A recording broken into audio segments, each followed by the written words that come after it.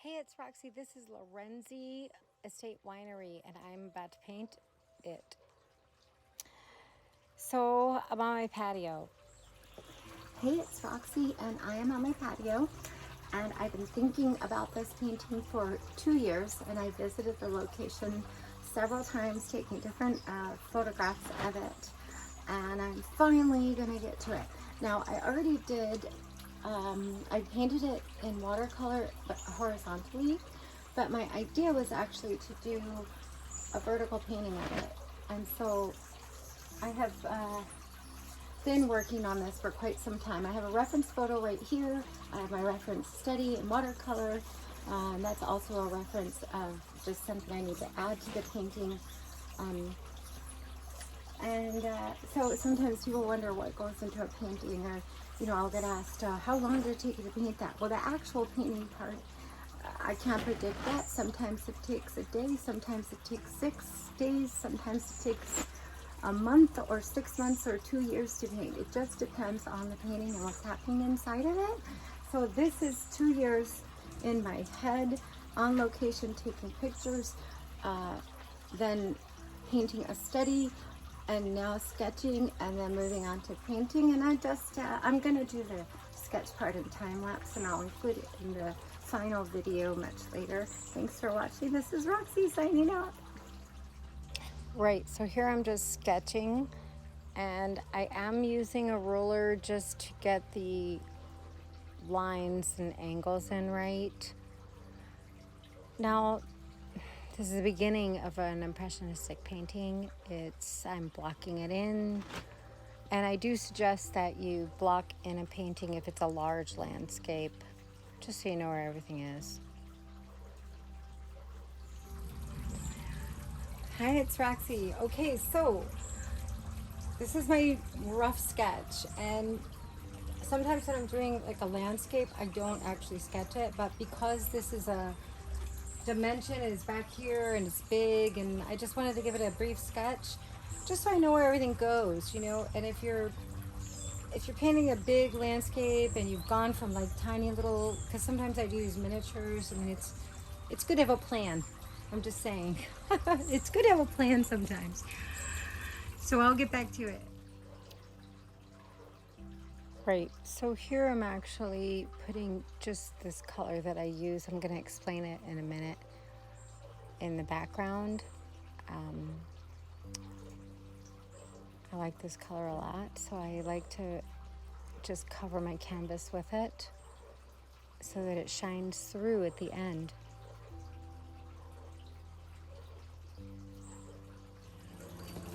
Right.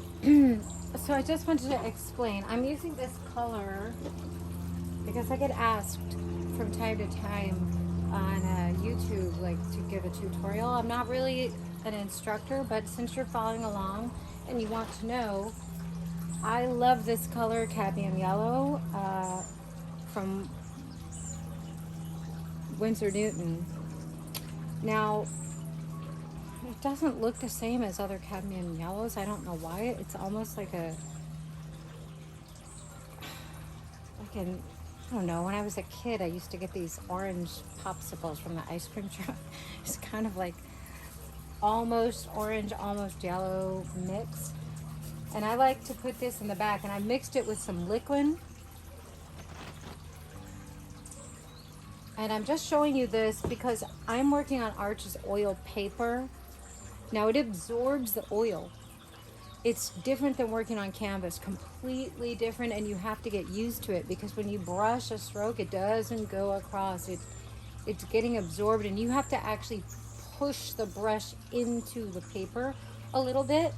And this is just my background, and you don't have to use this color.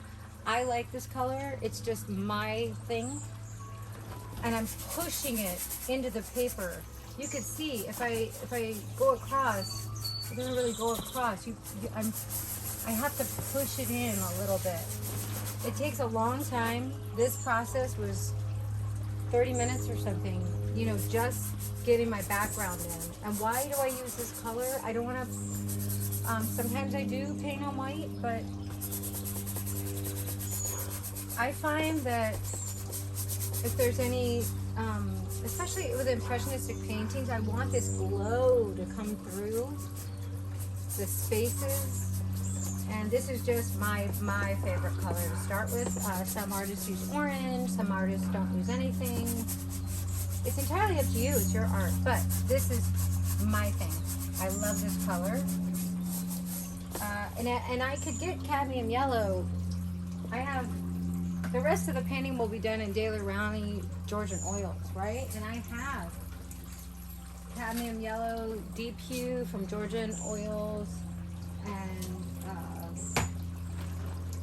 cadmium yellow regular hue, but I don't know why. Winsor Newton, this particular one is the one I like to use with my backgrounds. So just letting you know, and I can still see a bit of my sketch, so it's all good. It's good. Okay, so I'm doing this in time lapse because it's hours and hours, right?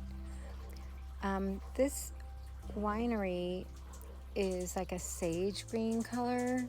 I am recording this on my patio, by the way, so there are outside noises going on. Sorry for that. Dogs barking and hummingbirds. Anyway, so the owner wanted it to be like a spa, and so it's like a sage green kind of color. And I want to get this building in first, and the dimensions in, and just where my sky is going to go in these clouds. I want to get the major things in first.